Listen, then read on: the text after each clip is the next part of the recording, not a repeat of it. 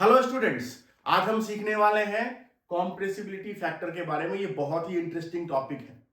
Compressibility factor क्या होता है, इसका क्या यूज है, इसको हम क्यों पढ़ते हैं, और अगर कॉम्प्रेसिबिलिटी फैक्टर 1 से ज्यादा हुआ या 1 से कम हुआ या 1 के बराबर हुआ तो उसका क्या मतलब है, ये सब कुछ सीखेंगे हम आज के इस क्लास में।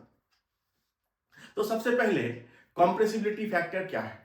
तो कॉम्प्रेसिबिलिटी फैक्टर जो है वो एक फैक्टर है जिसका वैल्यू या तो 1 हो सकता है या 1 से ज्यादा हो सकता है या 1 से कम हो सकता है। ये कभी निगेटिव नहीं हो सकता। तो ये जो फैक्टर है जिसको हम जेड से रिप्रेजेंट करते हैं वो ये बताता है कि कोई भी गैस आइडियल गैस से कितना डेविएट करता है या वो डेविएट करता भी है या नहीं। मतलब ये हुआ कि आइडियल गैस का जो कॉम्प्रेसिबिलिटी फैक्टर होता है वो 1 होता है और बाकी रियल गैस का या तो 1 से ज्यादा हो सकता है या फिर 1 से कम हो सकता है। तो कॉम्प्रेसिबिलिटी फैक्टर ये बताता है कि जो रियल गैस का जो बिहेवियर है वो एक स्टैंडर्ड से मतलब आइडियल गैस से Z इक्वल टू 1 से कितना अलग है। तो सबसे पहले हम ये समझते हैं कि कॉम्प्रेसिबिलिटी फैक्टर को डिफाइन कैसे करें। तो बहुत ही सिंपल चीज है, जो कॉम्प्रेसिबिलिटी फैक्टर होता है उसको हम Z से डिनोट करते हैं। कॉम्प्रेसिबिलिटी फैक्टर को हम जेड से डिनोट करते हैं और ये जो होता है वो होता है V real divided bye V ideal. यहां V रियल का मतलब हो गया रियल गैस का वॉल्यूम एक फिक्स टेम्परेचर और प्रेशर पे कितना होगा, और V आइडियल का मतलब हुआ कि आइडियल गैस का वॉल्यूम एक फिक्स टेम्परेचर और प्रेशर पे कितना हुआ। अब जो भी रियल है वो कैसे निकालोगे, तो भी रियल आप एक्सपेरिमेंट से निकालोगे कि एक कांस्टेंट प्रेशर और टेम्परेचर पे कोई भी गैस कितना वॉल्यूम ऑक्यूपाई करता है। तो ये जो है वो रियल वैल्यू है, एक्सपेरिमेंटल वैल्यू है भी रियल। आप इसको उस तरह से निकाल सकते हैं एक्सपेरिमेंट करके, या फिर आप मेजर कर सकते हैं कि इस प्रेशर पे इस टेम्परेचर पे इतने मोल का अगर गैस होगा तो उसका वॉल्यूम कितना होगा, तो वो भी रियल देगा। और भी आइडियल आप कैसे निकालेंगे, तो उसके लिए आप जानते हैं PV equal to nRT, ideal gas equation. तो भी आइडियल जो होगा, भी आइडियल ये है आपका आइडियल गैस वॉल्यूम, मतलब volume of ideal gas at pressure P and temperature T। So at temperature T and pressure P। और जो भी रियल हुआ वो होगा आपका real gas volume at same temperature and pressure, मतलब उसी टेम्परेचर और प्रेशर पे जो रियल गैस वॉल्यूम होगा वो हो गया भी रियल। तो अब भी आइडियल आप कैसे निकालेंगे, तो उसके लिए आप जानते हैं जो फॉर्मूला होता है ideal gas equation of state वो होता है पीवी इक्वल टू एनआरटी, जहां पे पी है प्रेशर, भी है आइडियल गैस का वॉल्यूम, एन है नंबर ऑफ मोल, आर है यूनिवर्सल गैस कांस्टेंट और टी है टेम्परेचर। तो यहां से जो आप भी निकालोगे, ये भी जो निकालोगे वो हो जाएगा भी आइडियल, क्योंकि ये ideal gas equation of state है। तो ये हो गया भी, जो हो गया वो हो गया भी आइडियल। तो भी आइडियल जो निकालोगे वो हो जाएगा N R T by P.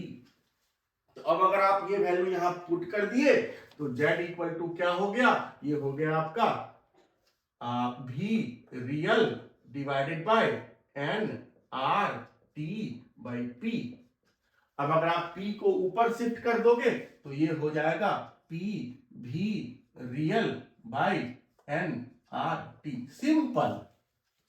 अगर आपसे कोई पूछता है कि कॉम्प्रेसिबिलिटी फैक्टर क्या होता है तो आपका एक वर्ड में आंसर होना चाहिए पीवी बाई एनआरटी, मतलब जो ideal gas equation of state है उसमें एनआरटी को इस तरफ लिख दीजिए और डिवाइड कर दीजिए, उस तरफ जो बच गया वो हो गया आपका कॉम्प्रेसिबिलिटी फैक्टर। लेकिन यहां पे जो भी आप लिखोगे पीवी बाई एनआरटी में वो होगा आपका रियल गैस वॉल्यूम भी रियल, ये आइडियल गैस वॉल्यूम नहीं होगा।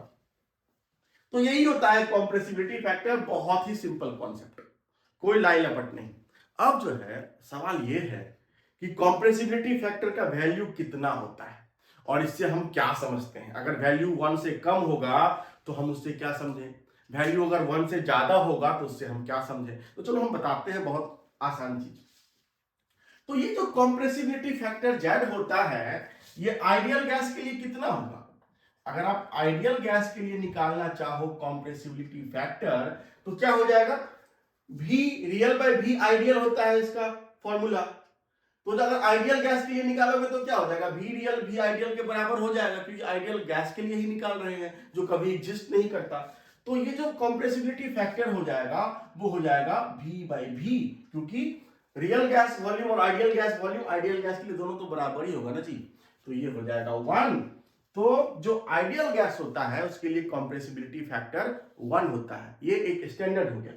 और रियल गैस के लिए जो वैल्यू हो सकता है ये या तो 1 से कम हो सकता है या फिर 1 से ज्यादा हो सकता है। अब हम समझते हैं कि जो कॉम्प्रेसिबिलिटी फैक्टर है वो अगर 1 से कम हुआ तो उसका क्या मतलब है, 1 के बराबर हुआ तो क्या मतलब है, और 1 से ज्यादा हुआ तो क्या मतलब है। तो अगर मान लो कि कॉम्प्रेसिबिलिटी फैक्टर Z जो है वो 1 से कम हो गया, तो इसका मतलब क्या हुआ कि V real bye V ideal का जो रेशियो है, V real bye V ideal का जो रेशियो है वो 1 से कम हुआ। इसका मतलब क्या हुआ कि V real less than V ideal, मतलब रियल केस में रियल गैस का वॉल्यूम जो है वो आइडियल गैस के वॉल्यूम से कम हो गया।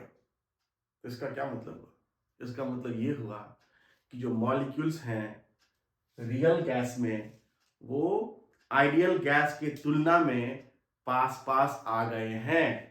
इसका मतलब ये हुआ कि जो मॉलिक्यूल है रियल गैस में वो एक दूसरे को अट्रैक्ट कर रहे हैं, इस कारण से जो है टोटल वॉल्यूम जो है वो कम हो गया है। इसका मतलब ये हुआ कि जो रियल गैस में जो मॉलिक्यूल्स हैं वो अट्रैक्ट कर रहे हैं और वो कंप्रेस हो गए हैं अपने आप। इस कारण से क्या हो गया है कि रियल गैस का वॉल्यूम आइडियल गैस के वॉल्यूम से कम हुआ है। इसका मतलब क्या हुआ कि मॉलिक्यूल्स के बीच फोर्स ऑफ अट्रैक्शन जो है वो डोमिनेट कर रहा है।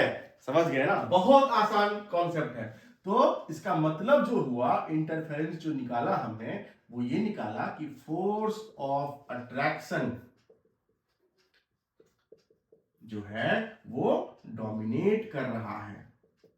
मतलब फोर्स ऑफ अट्रैक्शन बहुत बढ़िया है मॉलिक्यूल्स के बीच। मॉलिक्यूल्स एक दूसरे से इंटरेक्ट कर रहे हैं, एक दूसरे से कोलाइड कर रहे हैं और एक दूसरे के पास आ रहे हैं, एक दूसरे से दोस्ती कर रहे हैं। इस कारण से क्या हुआ कि रियल गैस में जो वॉल्यूम निकला वो आइडियल गैस से कम हो गया। तो ये हो गया Z लेस देन 1 के लिए। दूसरा जो है वो है Z मोर देन 1। तो जब Z मोर देन 1 तो इसका मतलब ये हो गया कि V रियल जो है बाय V आइडियल ये हो गया रेशियो मोर देन 1। इसका मतलब है कि V real more than V ideal. इसका मतलब ये हुआ कि रियल लाइफ में, रियल कंडीशन में, एक्सपेरिमेंटल कंडीशन में जो वॉल्यूम है वो आइडियल गैस के वॉल्यूम से ज्यादा हुआ। इसका मतलब ये हुआ कि मॉलिक्यूल जो है अब दूर दूर हैं। इसका मतलब ये हुआ कि मॉलिक्यूल एक दूसरे को पसंद नहीं करते हैं। इसका मतलब ये हुआ कि मॉलिक्यूल एक दूसरे से हेट करते हैं और दूर दूर भाग रहे हैं। मॉलिक्यूल सारे एक्सपैंड कर गए हैं। इसका मतलब ये हुआ कि मॉलिक्यूल के बीच अट्रैक्टिव फोर्स डोमिनेट नहीं कर रहा है, तो हो सकता है कि रिपल्सिव फोर्स डोमिनेट कर रहा हो। तो इसका मतलब ये हुआ कि repulsive force dominate,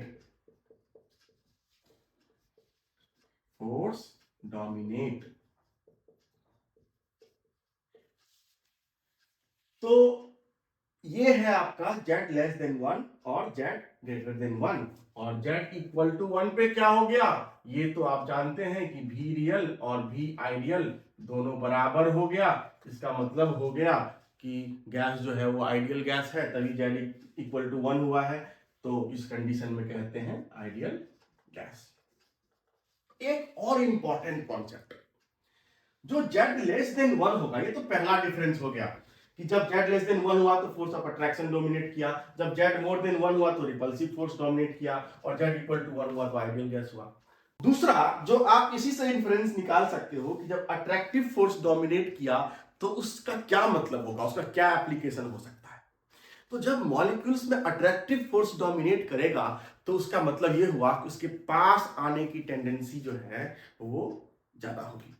और जब मॉलिक्यूल्स के पास आने की टेंडेंसी ज्यादा होगी तो वो पास पास आएंगे, एक दूसरे से मिलेंगे, एक दूसरे के साथ आ जाएंगे, मतलब मॉलिक्यूल्स जो है वो ऐसे रहेंगे एकदम पूरा चिपक के, एकदम मॉलिक्यूल्स जो है पूरा चिपक के रहेंगे। इसका मतलब ये हुआ कि जब वो पास आ सकते हैं, जब वो एक दूसरे को पसंद करते हैं, तो इसका मतलब ये हुआ कि हम उसको आसानी से लिक्विफाई कर सकते हैं।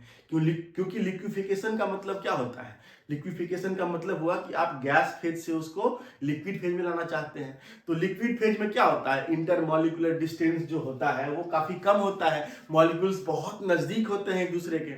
और जब मॉलिक्यूल्स बहुत नजदीक होते हैं एक दूसरे को तो वही तो लिक्विड होता है। गैस में क्या होता है? मॉलिक्यूल्स बहुत दूर दूर होते हैं। तो जब Z लेस देन 1 हुआ तो मॉलिक्यूल्स, इसका मतलब ये हुआ कि बहुत नजदीक हैं एक दूसरे के। और जब मॉलिक्यूल्स बहुत नजदीक होते हैं एक दूसरे के तो उसको और नजदीक लाना और आसान हो जाता है, क्योंकि एक दूसरे को पसंद करते हैं। और उस केस में क्या होता है कि आप लिक्विफेक्शन कर सकते हैं। तो ऐसे गैस का, बहुत सारे ऐसे गैस हैं जिसका Z लेस देन 1 होता है, कॉम्प्रेसिबिलिटी फैक्टर 1 से कम होता है। ऐसे ऐसे गैस में क्या होता है कि फोर्स ऑफ अट्रैक्शन डोमिनेट करता है, वो एक दूसरे को पसंद करते हैं, तो उसमें क्या होगा? लिक्विफैक्शन ईजियर, लिक्विफैक्शन ईजियर होता है। तो आप इस तरह के गैस को आसानी से लिक्विफाई कर सकते हैं एकदम मस्त में होके। अब दूसरा जो है, जब Z greater than 1 repulsive force dominate कर रहा है, एकदम कोई मतलब ही नहीं है हमको किसी से, हम किसी के साथ नहीं जाने वाले हैं, हम अकेले रहेंगे, है ना, लोन वुल्फ। तो इस केस में क्या है कि जब रिपल्सिव फोर्स डोमिनेट करेगा, लोग एक दूसरे को पसंद नहीं करते हैं, तो अगर आप चाहेंगे कि वो साथ आए, मॉलिक्यूल साथ आए, तो ये आसान नहीं होगा ना। तो यहां पे क्या होगा? लिक्विफैक्शन डिफिकल्ट होता है। तो ये इससे इन्फरेंस निकल के आया कि जब Z 1 से ज्यादा हुआ उसका मतलब ये हुआ कि लिक्विफैक्शन डिफिकल्ट हुआ। और आइडियल गैस, तो आइडियल गैस होता है भाई, ये तो कोई एग्जिस्ट करता नहीं है, ये खाली अपने चुपचाप आ गया है कि हम बताएंगे कि तुम लेस देन 1 हो कि तुम ग्रेटर देन 1 हो। तो ये था आपका कॉम्प्रेसिबिलिटी फैक्टर का कॉन्सेप्ट, जब लेस देन 1 हो, मोर देन 1 हो और इक्वल टू 1 हो तब। अब जो है एक ग्राफ है, बहुत इंटरेस्टिंग ग्राफ है कॉम्प्रेसिबिलिटी फैक्टर का, और ये बहुत फेमस ग्राफ है। जरा उसको देखते हैं कैसा होता है। कॉम्प्रेसिबिलिटी फैक्टर का जो ग्राफ है उसको कहते हैं कॉम्प्रेसिबिलिटी फैक्टर चार्ट, या कॉम्प्रेसिबिलिटी फैक्टर डेटा, या कॉम्प्रेसिबिलिटी फैक्टर ग्राफ, जिसमें y एक्सिस पे आपका होता है Z, कॉम्प्रेसिबिलिटी फैक्टर जो होता है आपका पी भी रियल, यहां पे रियल लिखना मत भूलना, बाय NRT। और y एक्सिस पे आपका होता है प्रेशर। तो जब Z इक्वल टू 1 हुआ तो ये हो गया, मान लो Z इक्वल टू 1.0, तो ये हो गया आपका ideal gas Z equal to 1।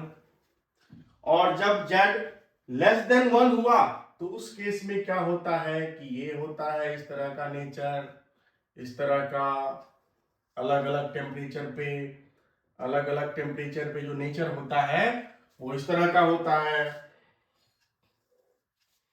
तो ये हो गया temperature T1, T2, T3, T4 जब Z लेस देन 1 होता है। देखो ये जो है यहां तक तो लेस देन 1 ही हुआ, लेकिन जब आप प्रेशर बढ़ाते हैं तो फिर धीरे धीरे कॉम्प्रेसिबिलिटी फैक्टर बढ़ने लगता है, क्योंकि जब आप प्रेशर बढ़ाते हैं तो मॉलिक्यूल्स जो है वो क्लोज आने लगते हैं, और जब मॉलिक्यूल्स क्लोज आने लगते हैं तो अपने आप जो है वो Z बढ़ने लगता है। तो ये हो गया।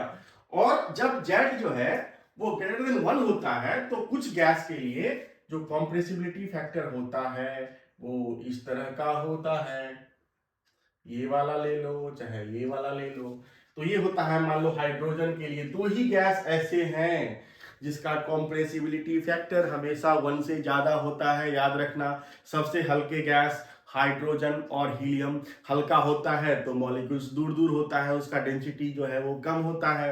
और जब मॉलिक्यूल्स दूर दूर होता है तो उसमें रिपल्सिव फोर्स ज़्यादा लगता है, मतलब डोमिनेट करता है, और जब ऐसा होता है तो उसका लिक्विफेक्शन जो है वो डिफिकल्ट होता है। तो हाइड्रोजन और हीलियम जो है आपका, ये दोनों गैस, उन सब गैस का जो है, इन दोनों गैस का कॉम्प्रेसिबिलिटी फैक्टर हमेशा 1 से ज्यादा होता है। और बाकी जितने भी गैस हैं, जैसे मान लो कि ये नाइट्रोजन के लिए है, ये मान लो, अभी टेम्परेचर का भूल जाओ थोड़ा सा, बाद में बताएंगे इसको।